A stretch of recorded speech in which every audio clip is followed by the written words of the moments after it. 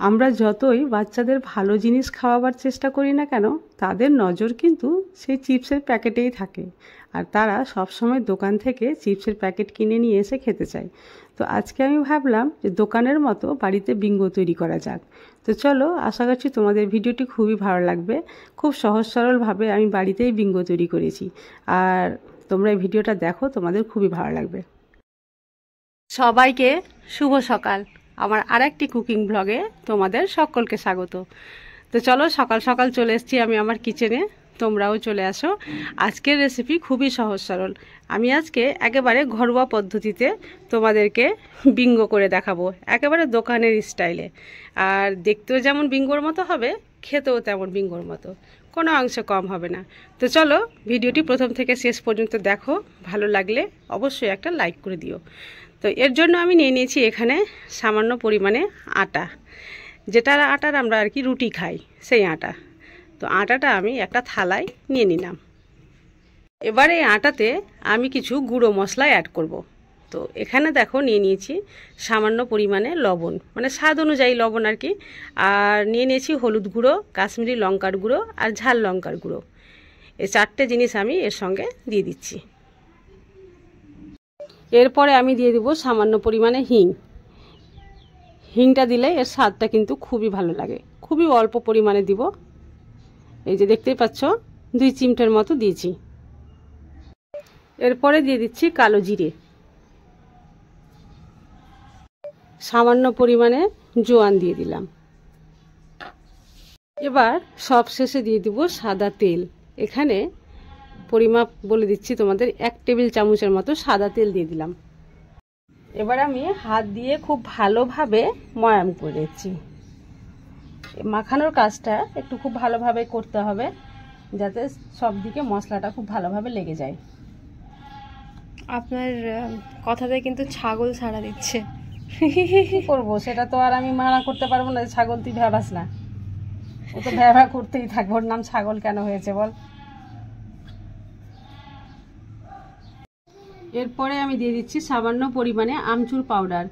আমচুর পাউডারটা দিলে টকের ভাবটা আসবে। আর বিঙ্গো তো জানোই আমরা সবাই খাই, পছন্দ করি, এই জন্যই যে টক টক আর ঝাল লাগে। হ্যাঁ, তো আমচুর পাউডার দিয়ে দিলাম। এবার এটা টকও হয়ে যাবে, আর লঙ্কাও দেওয়া হয়েছে, ঝালও হবে, সব রকমই টেস্ট পাওয়া যাবে। এবার আমি সাধারণ জল দিয়ে অল্প অল্প করে জলটা দিব, আর একটা শক্ত ডো তৈরি করব। মানে সফট ডো নয়, কিন্তু শক্ত ডো। দেখো ডো তৈরি হয়ে গেছে, আর ডোটা দেখে নিশ্চয়ই বুঝতে পেরেছো এটা কতটা শক্ত ডো করেছি আমি আর কি। এবার এটা আমি সেট হতে রেখে দেবো প্রায় 10 মিনিট। 10 মিনিট পরে এটাকে রুটি বেলে নিতে হবে। এবার একটা রুটি বেলে নেব। তার জন্য প্রথমে আমি এটাতে তেল লাগিয়ে দিই ভালো করে, তারপরে একটা পাতলা করে রুটি বেলে নেব। নড়ছে, নিচে কাপড় দিলে কেমন হয়? কাপড় বলছি, সরি, হ্যাঁ কাপড়ই তো দেওয়া আছে।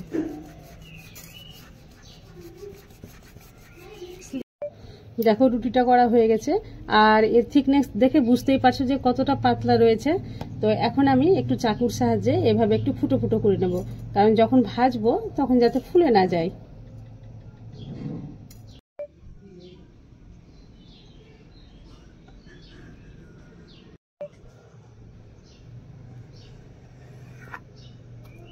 প্রথমে এইভাবে লম্বা লম্বা করে কেটে নেব, তারপরে বিঙ্গো যেমন সাইজের থাকে আর কি, ট্রায়াঙ্গেল শেপের। হ্যাঁ, তো ট্রায়াঙ্গেল শেপটা আমি দিয়ে দেবো। দেখছি পারছি কি না দিতে। শেপ যাই থাকুক, খেতে বিঙ্গো লাগতে হলেই হলো, আই মিন লাগলেই হলো। হয়েছে? হ্যাঁ, এখন তো আবার উঠেছে টেড়ে মেড়ে বিঙ্গো, না টেড়ে মেড়ে? হ্যাঁ, মানে যেমন তেমন উল্টো পাল্টা শেপও থাকছে।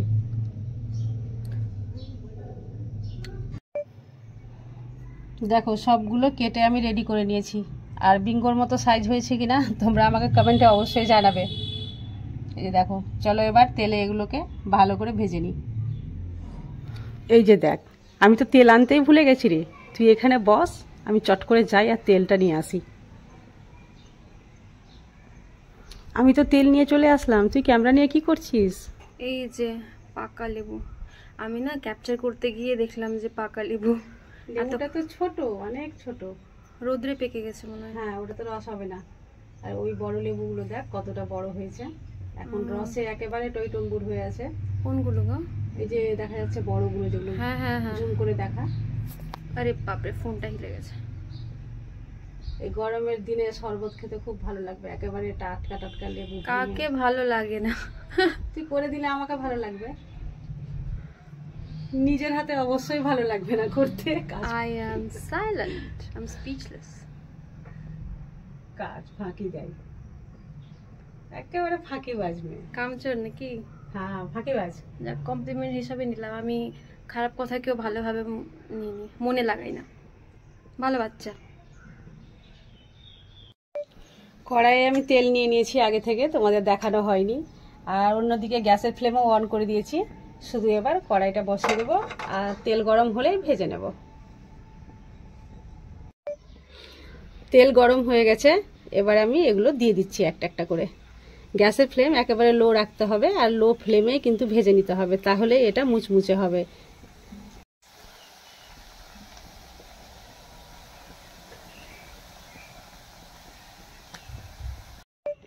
এই যে দেখো, ভাজা কমপ্লিট হয়ে গেছে।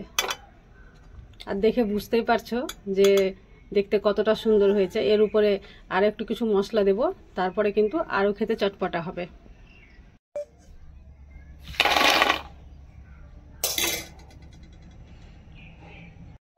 কতটা মুচমুচে হয়েছে দেখে বুঝতে পারছো। আমি ভেঙে দেখাচ্ছি, এই যে দেখো, এই যে দেখো। এবার আমি এর উপরে দিয়ে দিব কাশ্মীরি লঙ্কার গুঁড়ো,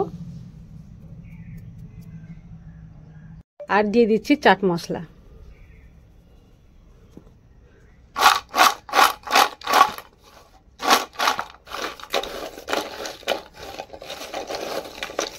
এবার খেতে খুব সুস্বাদু লাগবে, একেবারে বিঙ্গোর মতো, ঝাল ঝাল টক টক।